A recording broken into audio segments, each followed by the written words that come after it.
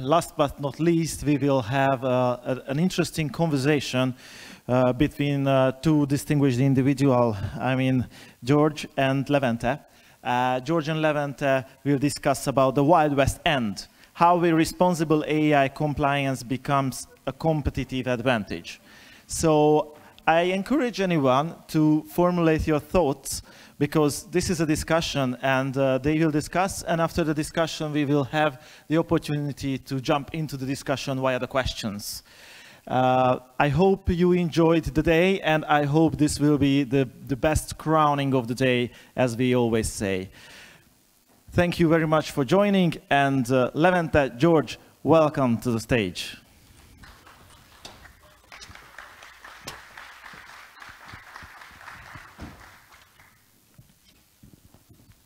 When people talk about fireside chats, I always imagine some kind of fire hazard. So let's hope there will be no fire hazards today.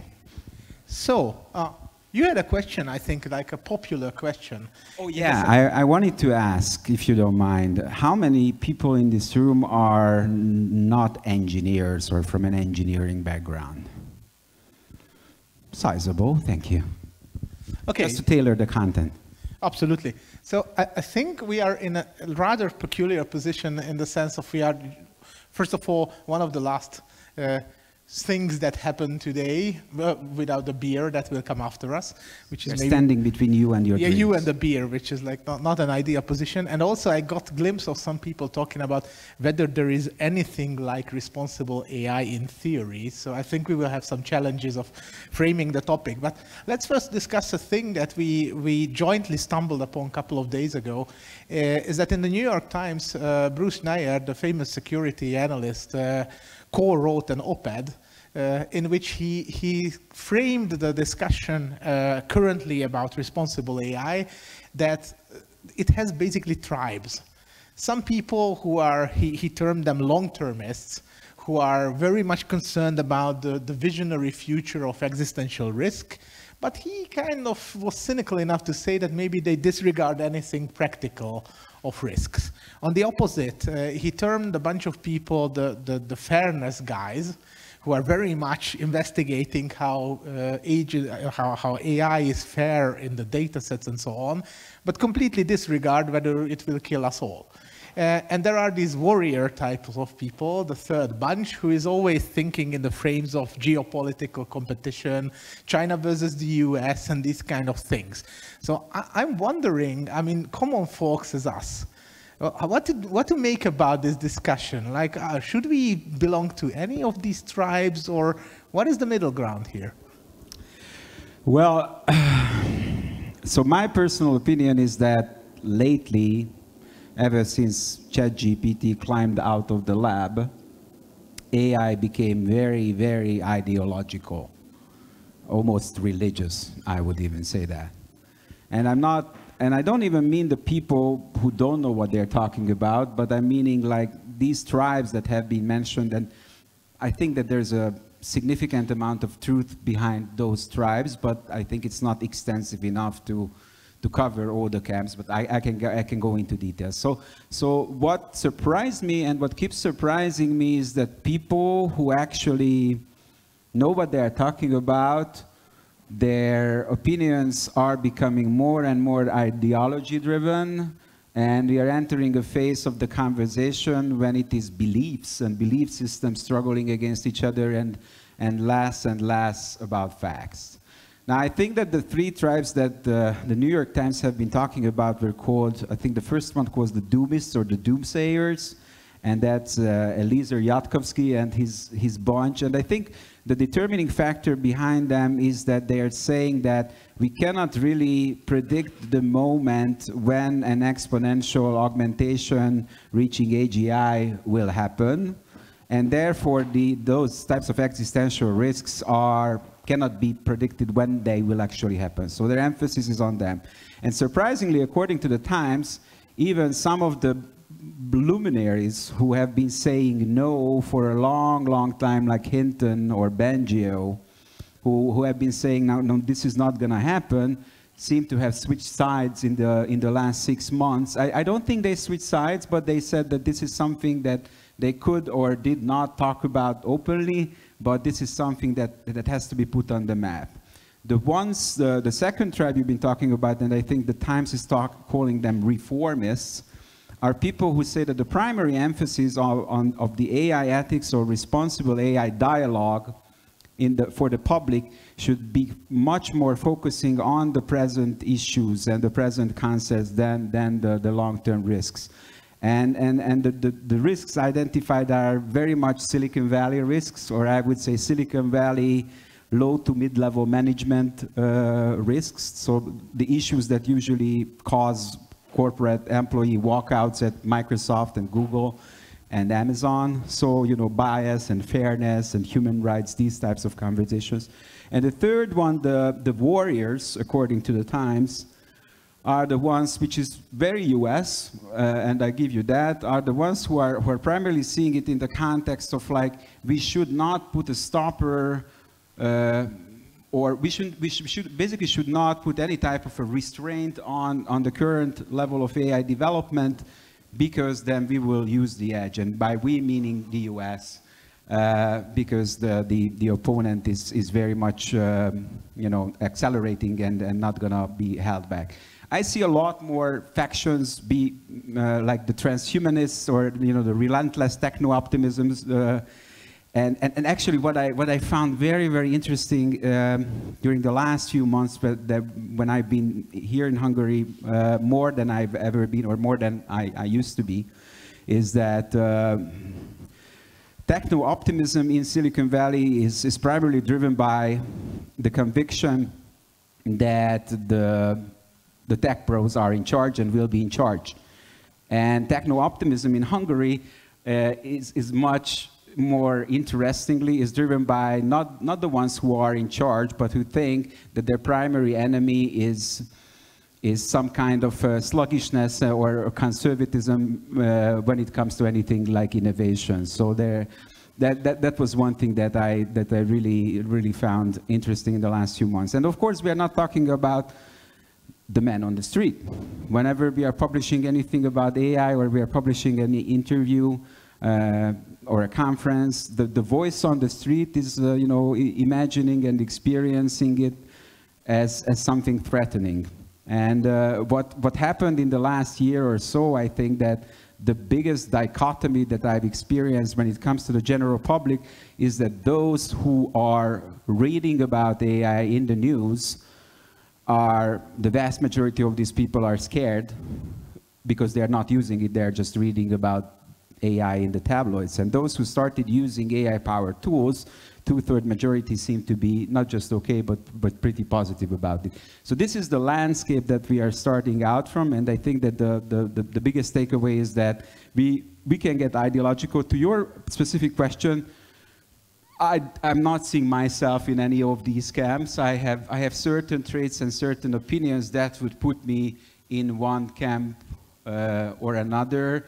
Or actually, I think that, you know, if we are just taking these three camps, I have a side that is standing in one of them, because I personally think that existential risks need to be managed, but shouldn't be the primary thing that we are talking about. I think that the present risks need to be addressed, but sometimes the angles Silicon Valley is taking on them are not exactly my angles, or the biases and the risks that are being identified, I cannot 100% relate to the ones that they have. And I very much agree. If you remember that open letter that came out in February or March, the big one, the first big one, I didn't sign it. I was asked to sign it, but I refused to sign it because I frankly did not believe in the fact that we should put a stopper on development. And I signed up to that argument that if we put a stopper, then geopolitically we will lose the advantage. Okay, I mean, I think we now set the stage of what is going on in the discussion, but we kind of sloppishly or sluggishly didn't define our own kind of views and positions and this thing. So I think let us start with one half of this whole thing of the, with great power comes great responsibility part. We're here to talk about the responsibility, but hey, without defining the great power part of what the heck are we expecting AI models to be capable of in the practical sense, not in like a future science fiction, but like, look, what are the areas that we are more buzzed, or you are more buzzed to see that there is potential, there is breakthrough, there is something that we should pay attention to, so that we can later on take responsibility for that. So, sure. So, if you have seen any of the talks that I gave before, I think that I mostly see risks in two categories, and I'm always focusing on the present or on the near term. And one of them are like imminent risks that come from systems that are already deployed without the right amount of oversight, and that they already have agency in the world. And the second part is what I call undercurrent type of risks, when a system with an agency is starting to impact society in ways that are unplanned. So for example, we just talked to a young academic right outside this stand, and I was talking about the co-pilots that are being deployed this fall. And I think that the consequences of being equipped with assistants that seem intelligent, that can mimic intelligence and can become your primary conversational partners or advisors or coaches, which is the direction what the major technology companies and startups will take with that. This has unforeseen consequences that are in that realm of undercurrent types of things. Also, what will be happening on the job market regarding the societal impact of it, you have to juxtapose, the statements that have been the mantra for quite a long time, that AI will create more jobs than it takes away. That was the unilateral statement from both governments, big consulting companies, and major tech platforms. And then you hear the CEO of IBM saying that they are not hiring any more people in HR, and headcount will, be less by 30% in the next 2 years, I think. So something is already on the way with consequences that are very, very hard to fathom. And the reason why they are hard to fathom is that we cannot really foretell the length and depth of the adoption cycle. I think that's one of the major things. And of course, if we are talking about AI ethics and responsible AI, that is the driving force behind all the regulation that is coming right now. I think most of the policymakers and most of the people at big companies who wear that responsible AI or ethical AI hat have defined a set of 8 to 12 major risk categories. What are the technological issues that we have with the current mainstream AI technology? Some of them are with us as a consequence of not taking care of the luggage that we carry from previous technological waves. I mean, data privacy probably being one of them that these foundational models can supercharge.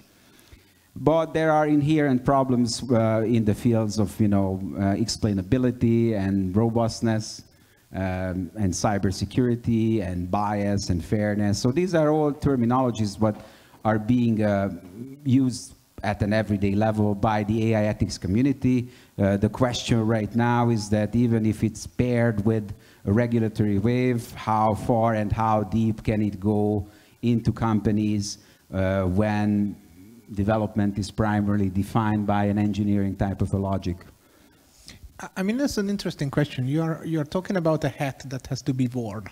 I challenge you a little bit in that. I mean, is really that hat of responsible AI officer, it's a thing that should be put on someone's head, like in Harry Potter movies and like Gryffindor. Now you are the holy knight of the AI responsibility, and now you are this role. I mean, should this be a functional role in an organization? Should this be inside the organization? Should this be coming from external regulation? What is the balance here? Should there be a national AI office in this sense of somehow executing these shoot-to-kill orders to my poor machine learning models, or what? Well, I got scared for a second when you said that you will challenge me, but fortunately, it's a combination of all of those things that you mentioned. I think that the creation of these, chief AI ethics officers or chief responsible AI officers is something that is very much needed inside a corporate organization, simply to have the internal leverage and power to make things moving. However, their job is not an easy one. So let me start with a story. I've got a friend who has been named the AI ethics officer for one of the biggest oil companies in the world. Not the Hungarian one, a bigger one. And he said that, probably not on his first day, but when he just got his act together, and he said that we have to have an AI policy, an AI ethics policy, and we have to operationalize principles inside the development team and the design team. He went to the IT guys and he said, so this is what we should do. And they said, give us half an afternoon and we will, take care of it and operationalize it. But this is a very complex topic. So these kinds of people, these kinds of functions and roles need to be empowered inside any enterprise. And those other structures that you've referenced are very much assistive in that regard. So for example, those companies who I think do it well in the world, like Microsoft, for example, is I think one of those guys who do it relatively well. They have a set of, committees in the product development process who can just kick out any project, and sometimes they're even publishing that they said no to a major contract, which had ethical issues, not from the beginning, but at a certain point, they realized that they cannot do it in a way that could guarantee that it would completely de-risk the AI project. Also from regulation, we can talk about how different parts of the world are approaching AI regulation, but I think that the ones that Europe and those countries in the West who are under the so-called Brussels effect, that the European legislation or European values have an outsized influence on them, chose a way where they are mandating a set of internal and external evaluations on AI models compared to the risk level, the societal risk level associated with what these exact models will be doing. So there will be a case of AI auditors rising in the very near future, whose job will be to actually analyze and audit these systems pre-market and monitor them on the market. So there will be certain responsibilities, including a lot of technical responsibilities that engineers need to do and need to learn, because this will be mandated by the law. And of course, there is an increased pressure on companies that are providing foundational models or large language models to be a lot more explainable and transparent about what they do, and give a lot more access to these types of auditors that they were ever prepared to do. Yeah, what you're basically saying, I'm a developer guy, so now you made my life double miserable, because it was miserable already because I had GDPR. Now I'm double miserable because I can have some auditors that will come in and audit my models. So what's your take on this? So is it making me look, I'm spending a lot of time in Germany, and how many times I already heard that, oh, we don't go there. That project is too close to personal information. We don't want to even ponder. It's kind of an auto-cooling effect that people just self-censor and don't even look at things because it's about, oh, people's data, magic. I hear you, and I agree with you that this can be an adverse effect if it comes from certain mindsets. So unfortunately, with every large organization, there is a significant chunk of people and levels of people and job descriptions who think that their job is to say no. And I wouldn't, call this a law of nature that these people should actually say no. No, where I would start is that regulation came many years after it should have been. And we called it the Wild West, but it was not entirely true. We just wanted the flashy title.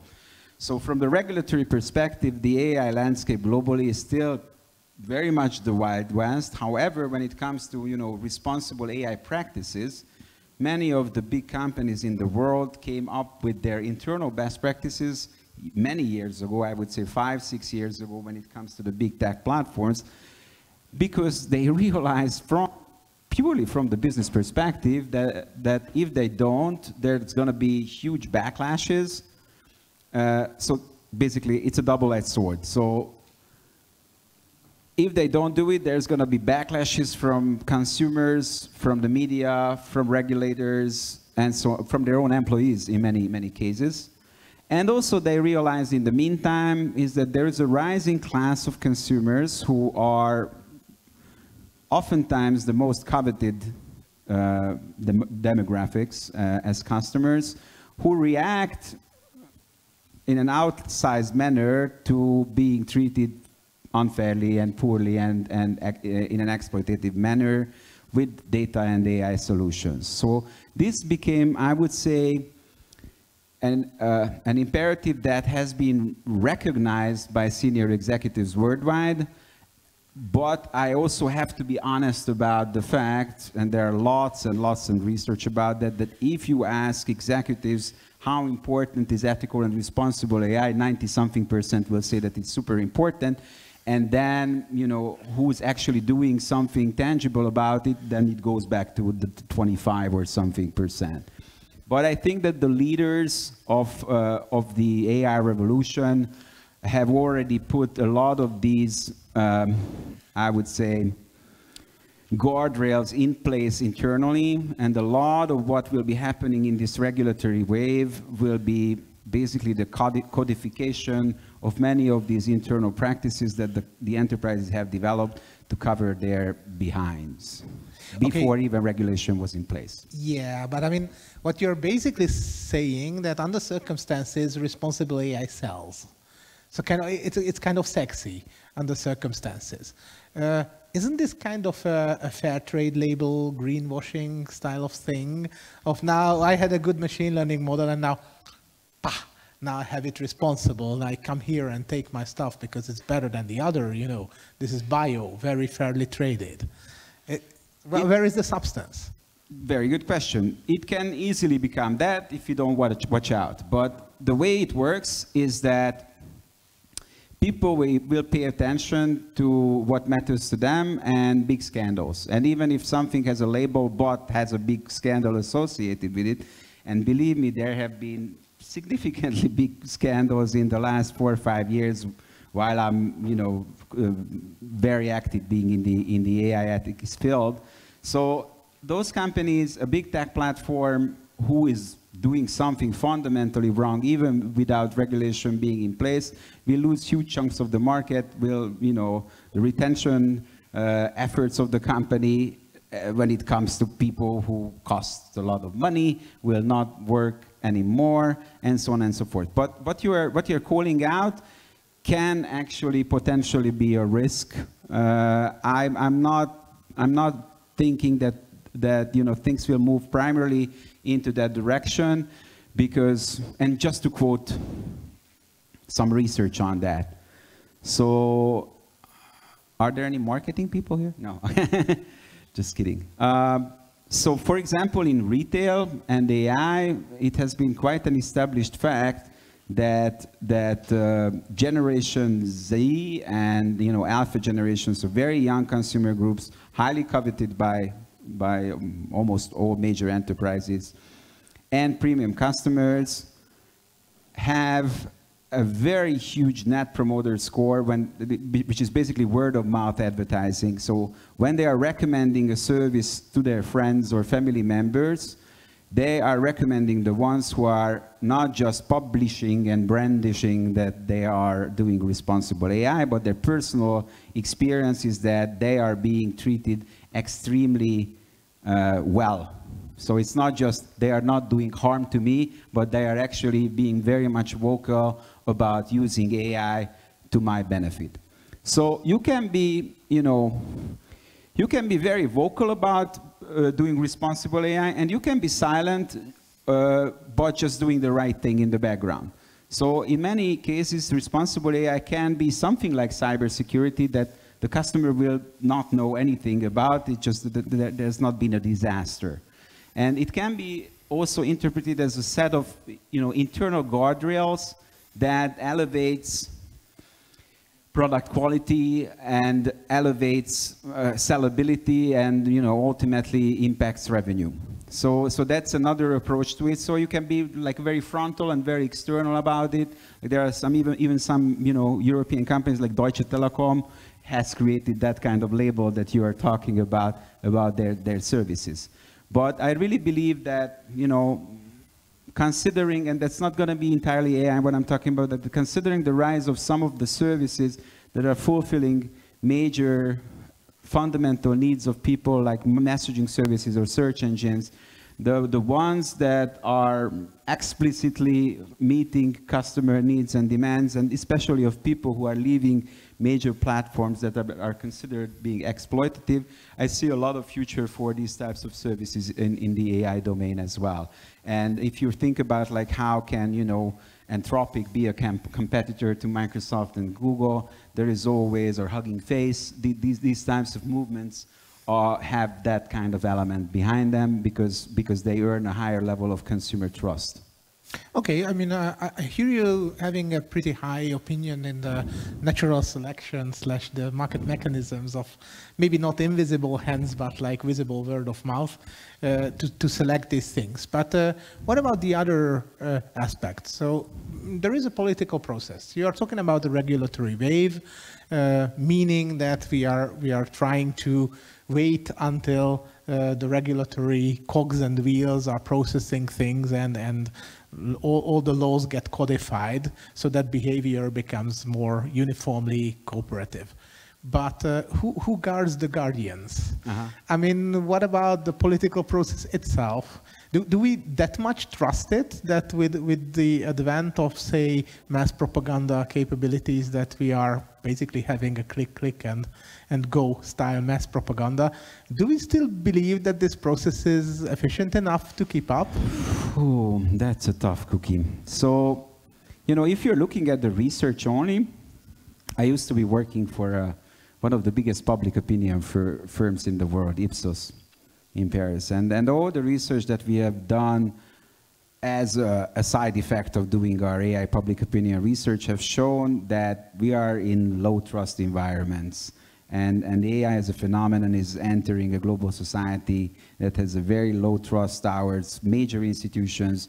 Major roles like politicians and journalists are actually at the bottom of the list of trusted professions. So that creates a lot of issues. I agree. But I think that what gives me a little bit of hope is that regulation is only one part of the equation. We have been talking about companies coming up with responsible AI practices. And to be fair with them, I see a lot of good things coming out of it. And I also see at the same time, just to be cynical, that when, a product team and the responsible AI team is going head to head against each other, you can have a fair guess of who's going to win and whether the product will be delayed just because the ethical AI team said, I'm not that sure about that. Also, I think that what we have seen between OpenAI, Microsoft, and Google when ChatGPT came out, and the delay that Google needed to catch up was primarily because the different realization of the levels of risks associated with it. So the ones in charge of DeepMind and Google Brain were very much scientists and people who thought that they have moral duties. However, OpenAI was led by an entrepreneur with a different set of, a code of ethics, and he said, let's go to market, or let's at least test the market. So going back to that, I think it's going to be What gives us hope is going to be a combination of factors, and regulation will only be one of them. Honestly, where my fears lie is actually about territories that we cannot regulate. Like, probably, I think there was a question at Gyula's presentation, during Gyula's presentation, about open source LLMs. Yeah. I mean, I wanted to challenge you about that. Absolutely. Actually. I mean, that's going to be big, I think, and not entirely in the positive sense. Because, yeah, go ahead. I mean, I wanted to directly pose you the challenge of now we talked about trust in the institutions, trust in the organizations. How about trusting the people that they use some technology open source? So how the big elephant in the room, you know, the fastest developing language model, set of language models is practically the open source available language models, so much so that Google is having some internal quarrels about whether they still are competitive with the movement itself. So how about that? Which is basically ties into what picture do we have about people in general in our minds? Yeah, so my, economically or from the technology perspective, I'm very much with the open source community and I always love them. The problem is that it gives, in my humble opinion, too much power concentrated in one hand or the hands of, like, basically hands that we don't know. One? I mean, not just one, but any. Let's say any kind of hand that we cannot know. And we have already seen, since a lot of Meta's models went open source, is that there are a lot of use cases popping up on the dark web, or not on the dark web, but let's say part of disinformation and propaganda, which fills me with worry. And then it becomes an ideological debate, basically what is more worth. Like, are we adopting the ideology that everything like, spreading Islamist propaganda through an open source LLM is just a bug and then we will find a use for it, or just ignore it?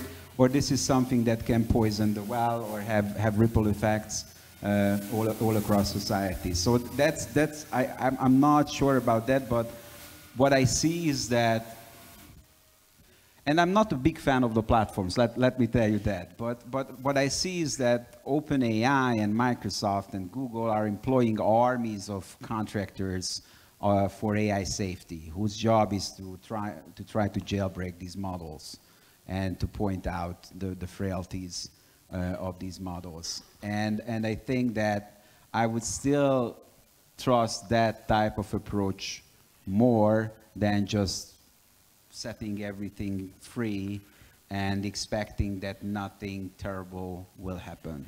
I mean, what you say is that hammers are pretty dangerous things. Hammers? Hammers.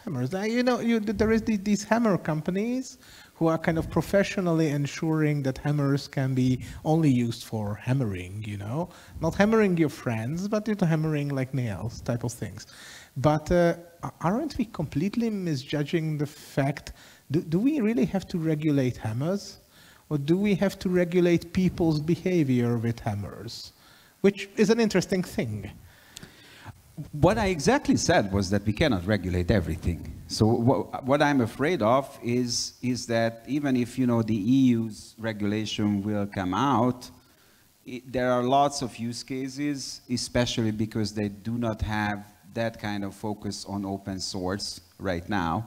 I mean, they have their eyes on open source as a viable alternative for European technology to catch up with the big US platforms, but they are still playing catch up with the very large online platforms and foundational models, and have much less attention now to those use cases that are simply outside of the domain of regulation, because there is not a company that could pay a fine because frankly, so the EU's regulation that is coming out is very much following a GDPR logic on that. What it can do is to impose a fine on a company. And when there is no company, or there is no company money to take care of, but there is somebody who's launching a model onto the world with malicious intent, there is not much regulation can do. That only criminal procedures can, and that's an entirely different topic. But I believe that regulation is just one component. It is very much delayed compared to where it should have come. And what I wanted to point out is that, I mean, now we are in Europe and have to adhere to what will become the EU AI Act. But there is considerable differences between the priorities, what different geopolitical players approach regulation. So for example, I primarily live in the US, and at certain points I've been pretty close to how regulation emerged in the US. I was part of the team who did the first AI ethics policy assessment for the White House. So I've seen the earliest draft, and I've contributed to that earliest draft to the White House. So the US doesn't have any near-term chance to create such a framework regulation what the EU does. They are mostly focusing on limiting the risk coming out of government procurements. There are some, local laws, like New York wants to limit the potential risk coming out of generative AI being used for job hiring, like hiring for jobs. So that's going to be probably a big one. So the US doesn't have this overarching, and I would say that the focus is still on maintaining competitive edge. The focus of regulation is maintaining competitive edge, and much less about dealing with societal risk, because then it becomes ideological. If bias is your primary, beef with each other, obviously both sides of the political aisle have very different opinions on whether the perpetuation of social stereotypes by AI means is an advisable and beneficial thing or not. And China, most strangely, is probably the only country in the world where they have significant legislation already in force on generative AI in the form of a party regulation. Which many times says no. Excuse me? Basically, many times it just says no. No, actually, what they're trying to do is they are trying to balance this, like, we are not stopping the innovation engine of China. At the same time, for example, what they mandate on the intellectual property aspects of training large language models is harsher than that of the EU.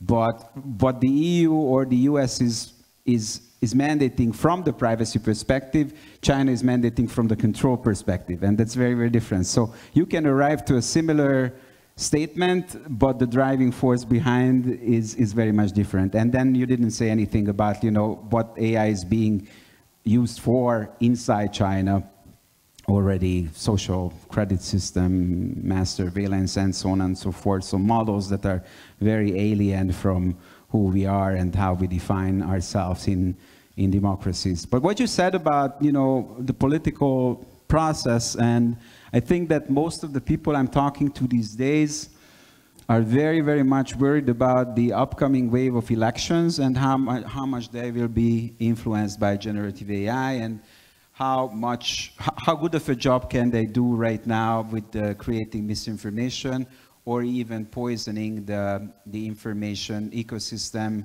of the general public. These are all very realistic present tense problems and worries, because what we needed, an army in a salary under St. Petersburg to do on the disinformation job, we need one guy and a good open source language model right now. Okay, I see the point, and I see the danger as like closing remarks, and then we open up for questions. Okay. Is that what are our hopes? What is your best hope? What can go well with this whole area? I mean, regardless of what I said about divergence of certain priorities or focus areas when it comes to different national strategies and geopolitical strategies, I've also seen some forces converge. And I've seen a convergence in like how, ethical AI should be defined.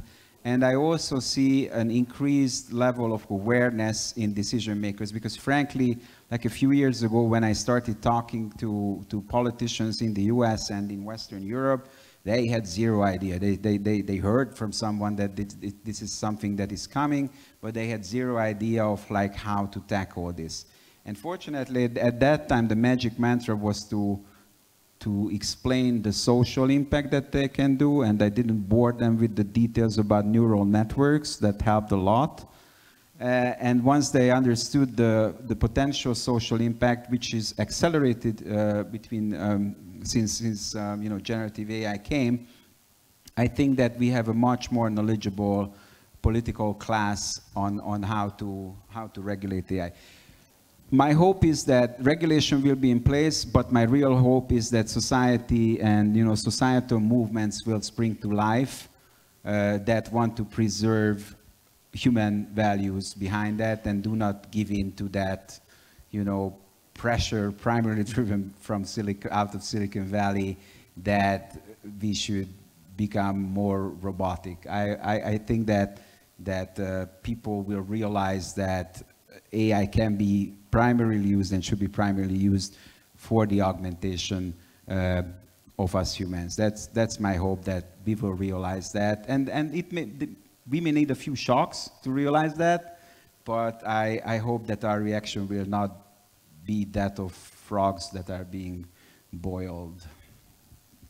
Okay, please boil us as frogs. So we are sitting here, and I mean, we are taking questions with some help because we need some technical help for it. So please. So please go ahead, and on Slido we already have 2 questions. So we will start with those. Are there unique ethical considerations for generative AI, and how do you address them? Yes.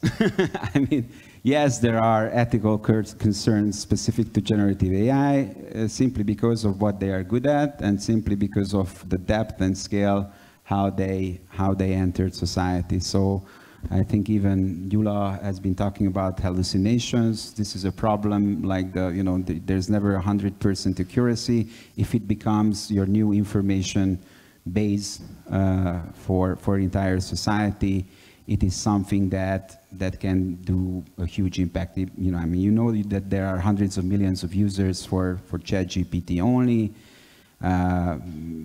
Think about, prompt injection attacks. Think about how 2 weeks ago a Microsoft employee left a nice library open which was used to train large language models inside. So they're brittle, they're frail, but they have lots of impact already, and they have hundreds of millions of users. So yes, there are specific concern, and I think that there is enough literature that specifically about generative AI and how to deal with the ethical concerns of generative AI on the internet. If you reach out to me on LinkedIn, I can share some of this literature. There is a particularly good one from Salesforce's Chief AI Ethics Officer, Katie Baxter. If you look up her name, you will find it. Yeah, I mean, just jumping in on that, I think as discriminative models, as name implies, were discriminative.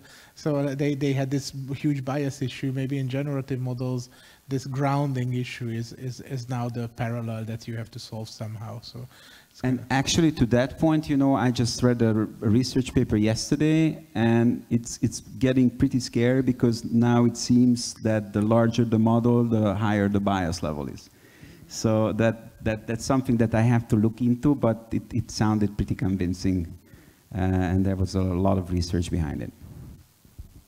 Thank you for the question and the answer. Let's move on to the next one. I think you have talked about guardrails a lot, but there is very specific to what are the guardrails in generative AI and why they are needed. I think we touched upon the why a lot, but can you give us some examples? Sure. So I think I'm going to use the classification what the EU is using right now. There's a lot of them, actually. Anthropic just published a very good paper about their definition of risks and guardrails. So when we are talking about guardrails, what the EU is using for guardrails is a set of banned high risk and low risk categories. So they said that certain functions, certain use cases of generative AI should be banned outright. And in Europe, we are pretty sure already that, you know, social credit systems, using that for social credit systems, this will be very much banned. Biometric surveillance from a distance will be banned. The only playing card in the game is that France wants it to be used for security and the military and anti-terrorism perspectives, and most of the other countries says we should ban it outright. So there's a set of bans, and when we're talking guardrails, then it comes to the high-risk areas, and you may be surprised to find that high risk is not just the ones you are thinking about, like, you know, national security and spying and defense and policing and these kinds of things, but the EU's approach is very much based on fundamental rights and access to fundamental rights, so like access to work, financial security, healthcare, and, you know, everything, and the well-being of yours, and so on and so forth. So there are like 7, 8 areas that are considered high risk, and if an AI system a generative AI system affects that, then whatever you do, either as a developer or a provider of these services, so basically if you fine-tune the model and you're providing it as a service, you fall into this high-risk category. And that's when you get to guardrails, which is a set of prescribed activities of prudence, I would say, and the way Levente meant additional burdens on the company. Basically a set of, like, you know, incident reports and internal audits and monitoring systems. So this is a complex set of activities that you have to do before you send it to the market, and while it is on the market, you also have to periodically investigate and report all kinds of malfunctions to the authorities. So that's going to be a pretty exhaustive list, but I personally don't think it's very much, I don't think it's a big burden.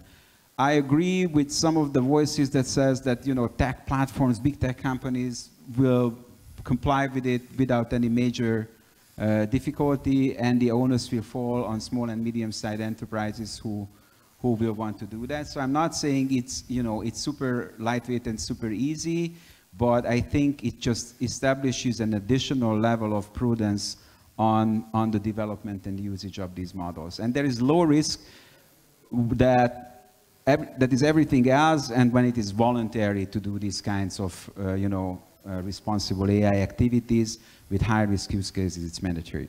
I mean, just to jump in from the technical perspective of when I hear guardrails, I'm very much hearing specifically some products that are out there or libraries that are out there for specifically language generation. Maybe the good news is that some of the activities of whether this answer is correct enough meets the criteria of being non-offensive and non-violent and not infringing upon people's basic rights. This can be used, I mean, a language model with some self-reflection can judge whether a previous answer it generated was good enough. So maybe sometimes it's just a matter of computation and calling it once again, hey, reflect on this fact. Is this to these principles? La la la la la. So this and also the constitutional AI style of approach that Anthropic is propagating is I think a very nice technical solution, which is not a procedural but more like a technical. You're very much right, and just one more sentence to that topic, that I agree with the engineers and the critics who say that the current language of this regulation is not technically specific enough. So it's the language of policy, and technologies still have to translate it, and standardization bodies are actually working on making it, you know, interpretable for technical people, what politicians came out with.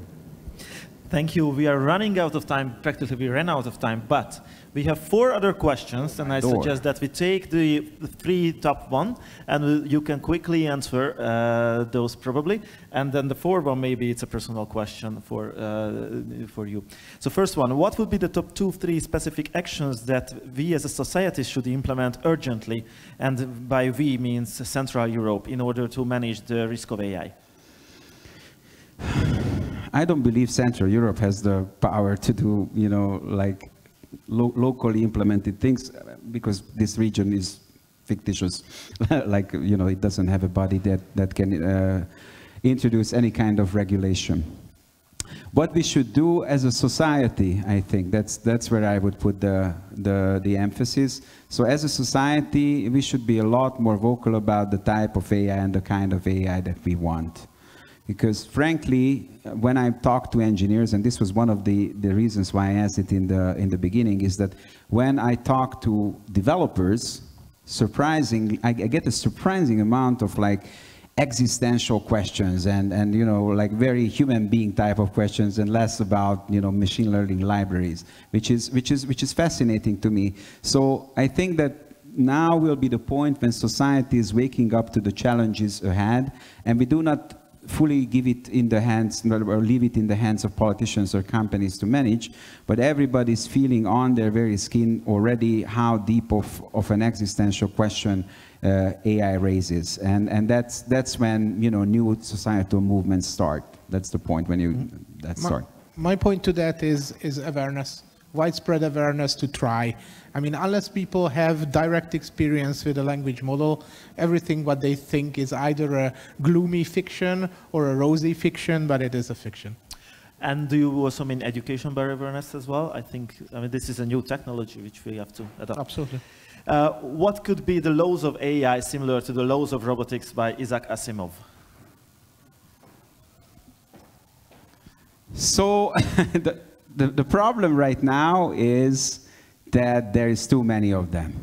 So Asimov was very frank as an American in like how many laws did he want. But the problem is that now there are hundreds of concurrent AI ethics principles. Basically every single organization and international organization in the world have produced their own, from their own unique perspective. And now the UN is trying to code it into one single international convention that will be the one single overarching principles. So there is convergence in that regard.